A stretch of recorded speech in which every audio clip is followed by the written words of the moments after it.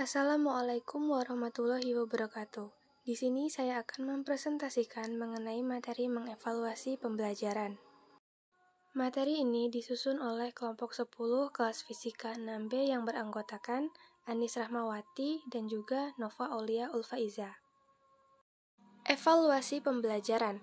Tujuan pembelajaran pada hakikatnya adalah perubahan pengetahuan, keterampilan, sikap, dan tingkah laku yang diinginkan pada diri peserta didik. Oleh sebab itu, dalam evaluasi pembelajaran, yang akan diperiksa adalah sejauh mana perubahan peserta didik dalam aspek-aspek tersebut. Dengan mengetahui tercapai atau tidaknya tujuan pembelajaran, akan dapat diambil tindakan perbaikan proses pembelajaran baik terhadap peserta didik.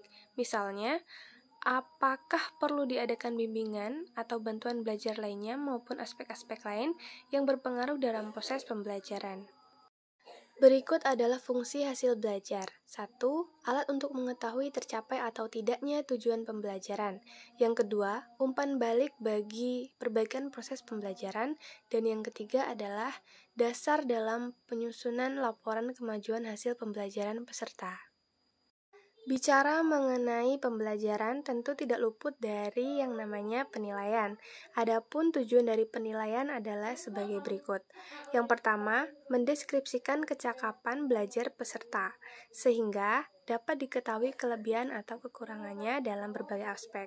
Kemudian yang kedua adalah mengetahui keberhasilan proses pembelajaran. Jenis-jenis evaluasi pembelajaran. 1. Fungsi masing-masing jenis penilaian. Dilihat dari fungsinya, jenis penilaian ada beberapa macam, yaitu penilaian formatif, sumatif, diagnostik, selektif, dan juga penempatan. Penilaian formatif adalah penilaian yang dilaksanakan pada akhir program pembelajaran untuk melihat tingkat keberhasilan proses pembelajaran itu sendiri. Kemudian ada penilaian sumatif, di mana penilaian sumatif adalah penilaian yang dilaksanakan pada akhir program. Lalu ada penilaian diagnostik. Penilaian diagnostik adalah penilaian yang dilaksanakan untuk mengetahui kelemahan-kelemahan peserta didik serta faktor penyebabnya. Kemudian ada penilaian selektif, di mana penilaian selektif adalah penilaian yang bertujuan untuk keperluan seleksi, misalnya ujian saringan masuk ke lembaga pendidikan tertentu. Dan yang terakhir, penilaian penempatan adalah penilaian yang ditujukan untuk mengetahui keterampilan prasyarat yang diperlukan bagi suatu program pembelajaran dan penguasaan belajar seperti yang diprogramkan sebelum memulai kegiatan belajar untuk program itu. Dengan kata lain, penilaian ini berorientasi kepada persiapan peserta untuk menghadapi program baru. Jika tadi kita sudah meninjau penilaian berdasarkan fungsinya, sekarang kita akan membahas penilaian berdasarkan alatnya. Yang pertama ada tes. Tes sendiri itu dibagi menjadi 3, yaitu tes lisan, tulisan, dan tindakan. Yang kedua ada non-tes. Non-tes sendiri misalnya ada observasi, kuesioner atau wawancara, skala, sosiometri, studi kasus, dan checklist.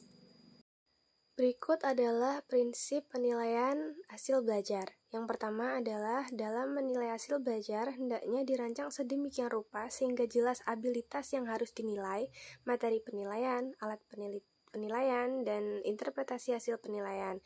Sebagai patokan atau rambu-rambu dalam merancang penilaian hasil belajar adalah kurikulum yang berlaku dan bahan ajar yang digunakan. Kemudian, penilaian hasil belajar hendaknya menjadi bagian integral dari proses pembelajaran. Artinya, penilaian senantiasa dilaksanakan pada setiap proses pembelajaran sehingga pelaksanaannya berkesinambungan. Selain itu, agar diperoleh hasil belajar yang objektif dalam pengertian menggambarkan prestasi dan kemampuan peserta didik sebagaimana apa adanya, penilaian harus menggunakan berbagai alat penilaian dan sifatnya komprehensif. Dengan sifat komprehensif dimaksudkan untuk menilai abilitasnya, tidak hanya aspek kognitif, tetapi afektif dan psikomotorik. Kemudian, penilaian hasil belajar hendaknya diikuti dengan tindak lanjut. Data hasil penilaian sangat bermanfaat bagi guru maupun peserta didik.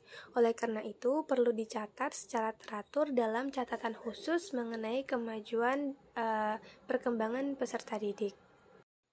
Prosedur penilaian hasil belajar. 1. Merumuskan atau mempertegas tujuan-tujuan pembelajaran. Kedua, mengkaji kembali materi pembelajaran berdasarkan kurikulum dan silabus. Ketiga, menyusun alat-alat penilaian. Keempat, menggunakan hasil-hasil penilaian sesuai dengan tujuan penilaian tersebut. Validitas. Validitas berkenaan dengan ketepatan alat penilaian terhadap konsep yang dinilai, sehingga betul-betul menilai apa adanya yang seharusnya dinilai. Validitas terbagi menjadi 4, yakni validitas isi, validitas bangun pengertian, validitas ramalan, dan validitas kesamaan. Selanjutnya ada reliabilitas. Reliabilitas adalah ketetapan alat dalam menilai apa yang dinilainya. Dibagi menjadi 1. Reliabilitas tes ulang, 2. Reliabilitas pecahan setara, 3. Reliabilitas belah 2, 4. Kesamaan rasional. Selanjutnya ada tolak ukur penilaian. Dalam hal ini ada 4 jenis tes yang dilakukan. 1. Entry Behavior Test. Tes ini dilakukan sebelum suatu program disusun. Tujuannya untuk mengetahui batas pengetahuan serta keterampilan yang telah dimiliki peserta didik dalam kaitannya dengan penyusunan rancangan program pembelajaran. Yang kedua, ada pretest. Tes ini diberikan sebelum pembelajaran dimulai, dengan tujuan untuk mengetahui penguasaan peserta didik terhadap bahan pengajaran yang akan diberikan. Yang ketiga, ada post-test. Tes dilaksanakan pada setiap akhir program yang bertujuan untuk mengetahui sampai di mana pencapaian pemahaman serta keterampilan peserta didik terhadap bahan-bahan pengajaran. Dan yang terakhir ada embedded test. Tes ini dilaksanakan di sela-sela berlangsungnya proses pembelajaran. Fungsinya sebagai masukan data yang dapat dipergunakan dalam evaluasi formatif bagi proses pembelajaran tersebut. Cukup sekian penjelasan materi dari kami, kurang dan lebihnya kami mohon maaf. Terima kasih. Wassalamualaikum warahmatullahi wabarakatuh.